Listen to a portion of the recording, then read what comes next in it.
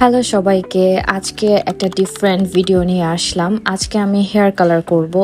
আমার হচ্ছে অনেক দিন ধরেই চুল কালার করতে ইচ্ছা করতেছিল। তো আমার যেহেতু আগের কালার ফেড হয়ে গেছে, তো আমি ভাবতেছিলাম যে নতুন একটা কালার করা যাক। বাট স্যালুনে যে ব্লিচ করে কোনো কিছু করতে ইচ্ছা করে নাই, বিকজ করলে আসলে ওইটা মেনটেন করা, টেক কেয়ার করতে হয়, না হলে চুলের অবস্থা অনেক বাজে হয়ে যায়। তো এই জন্য হচ্ছে আমি স্যালুনে যে আর করতে আপাতত চাচ্ছি না, বাট ফিউচারে হয়তো বা অন্য সময় করব।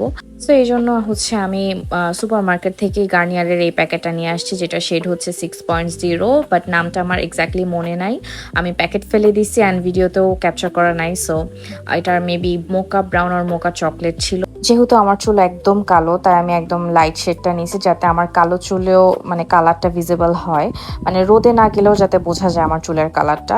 কালার বেজ আর কালারটা এখন ভালো করে মিক্স করব, তারপর আমি চুলে লাগাবো। আমার হাজবেন্ডকে বললাম চুলে কালার দিয়ে দিতে, সো সে দিয়ে দিচ্ছিল। আর আমার চুল দেখেন কি পরিমাণ কালো, মানে আমার চুলে ব্লিচ ছাড়া কোনো কালার মানে বোঝাই যায় না। তো আমি জানতাম যে ওইভাবে বোঝা যাবে না কালারটা, তারপরও একটু হোপফুল ছিলাম যে হয়তো বা এটা হবে, বিকজ আমি শেডটা একটু লাইট শেড নিছি। শাওয়ার নিয়ে আসলাম, দেন চুলগুলো ভালো করে শুকায় নিচ্ছিলাম, কারণ ভালো করে ড্রাই হওয়ার পর আসলে কালারটা বোঝা যায়।